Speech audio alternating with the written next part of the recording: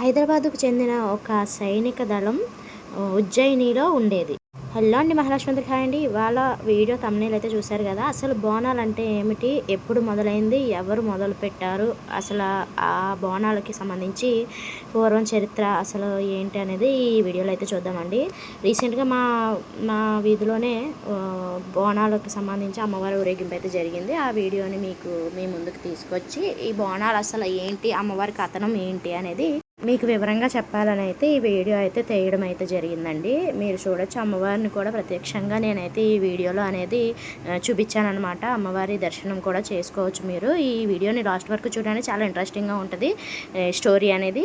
ఇక్కడ స్కిప్ చేయకుండా చూడండి, అమ్మవారి దర్శనం కూడా మీకైతే కలుగుతుంది అనమాట. లాస్ట్ వరకు కూడా ఈ వీడియోని అయితే స్కిప్ చేయకుండా పూర్తిగా చూడండి. అలాగే మన ఛానల్ కొత్తగా చూస్తున్నారైతే ప్లీజ్ అని సబ్స్క్రైబ్ చేసుకోండి. మరైతే ఇక లేట్ చేయకుండా వీడియోలోకి అయితే వెళ్ళిపోదామండి. బోనం అనే పదం భోజనం అనే పదం నుంచి అయితే వచ్చిందని అయితే చెప్తారండి. అమ్మవారికి భక్తి శ్రద్ధలతో వండిన అన్నం, ఇంకా అలాగే పాలు, పెరుగు ఇవన్నీ ఒక కుండలో వేసి ఆ కుండని అలంకరించి ఆ కుండని అమ్మవారి ముందు నైవేద్యంగా సమర్పించడమే బోనం అని అయితే చెబుతారండి. అయితే బోనం అనేది ఎప్పుడు ఎవరు ఎలా మొదలు పెట్టారనే దానికి అసలు ఖచ్చితమైన సమయం అనేది ఏమీ లేదండి. చరిత్రాత్మక కథనం ప్రకారం 18వ శతాబ్దంలో బోనాల పండుగ అనేది మొదలు పెట్టారండి. అయితే పురాణాల కథనాల ప్రకారం హైదరాబాద్లోని సికింద్రాబాద్లోని ఈ పండుగను అనేది జరుపుకుంటారని అయితే చెబుతారండి.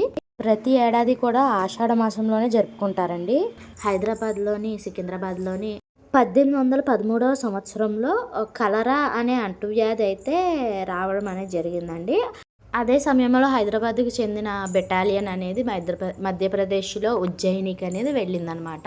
షూరిటీ అప్పయ్య అనే వ్యక్తి డోలీ బేరర్ అనే సైనిక బెటాలియన్తో ఉజ్జయినికి అనేది వెళ్ళడం అనేది జరిగిందండి. అలా వెళ్ళిన సమయంలోనే అమ్మవారి మహంకాళి అమ్మవారిని దర్శనం చేసుకొని వారి స్వస్థలంలో ఉన్న ప్రజల గురించి ఆందోళన చెందుతూ ఈ విధంగా అయితే ప్రార్థించారటండి.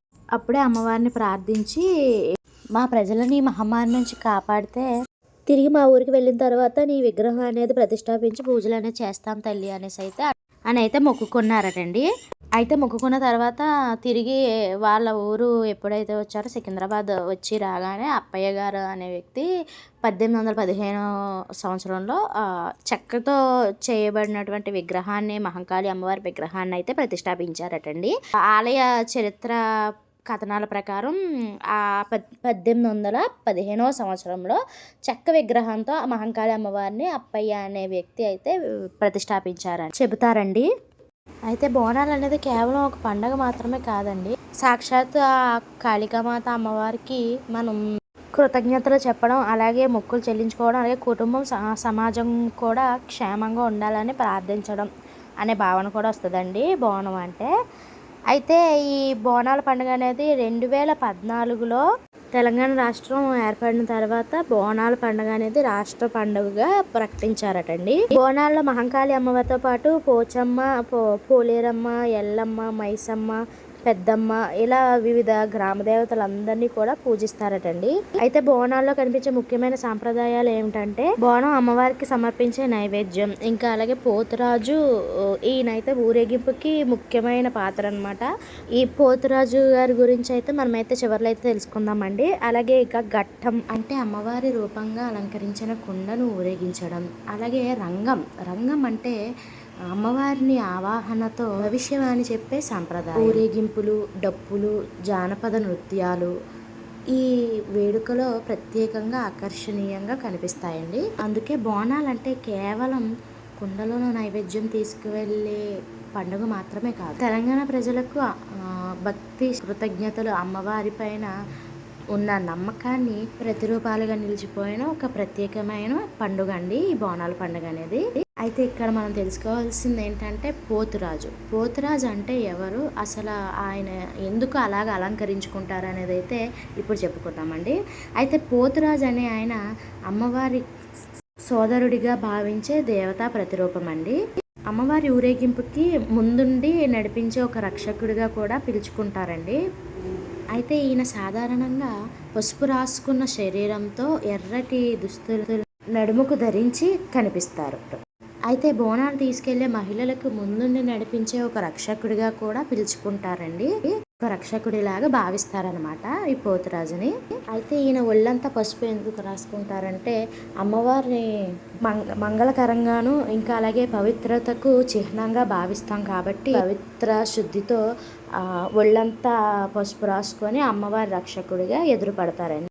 అయితే కొరడాని ఎందుకు పట్టుకుంటారు అని అంటే మరి దుష్టశక్తులు ఇంకా అలాగే ఎటువంటి చెడు ప్రభావం కూడా అమ్మవారి చుట్టూరు కానీ అలాగే ఆమె ఊరేగింపులో కానీ ఎలాంటి ఆపద రాకుండా అలాగే ఎలాంటి ఇబ్బంది రాకుండా పోతురాజు అనే ఆయన కాపాడుతూ ఉంటారని ఆమె సోదరుడిగా చెప్పుకుంటారండి. ఎలాంటి చెడు ప్రభావం కూడా ఆ గ్రామానికి దరి చేరొద్దు అని చెప్పేసి కొరడాను పట్టుకొని కనిపిస్తారండి.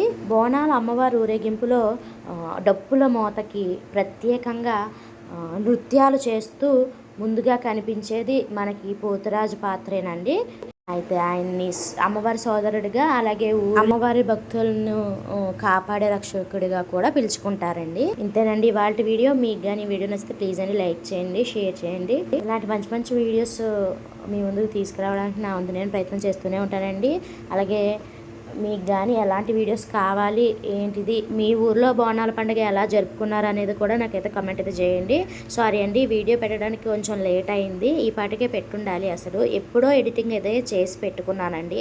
కాకపోతే నాకు వీడియో పోస్ట్ చేయడానికి అనేది కుదరలేదనమాట. సో అందుకని ఇప్పుడైతే పోస్టింగ్ అనేది చేశాను. మీ ఊర్లో ఈ బోనాల పండుగ అనేది ఎలా జరుపుకున్నారు అనేది అయితే నాకైతే ఒక కామెంట్ అయితే చేయండి. మీకు ఎలాంటి వీడియోస్ కావాలి అనేది కూడా ఒక కామెంట్ అయితే చేయండి. అలాంటి వీడియోస్ చేసి పెట్టడానికి అయితే నా వంతు నేను ప్రయత్నం చేస్తానండి.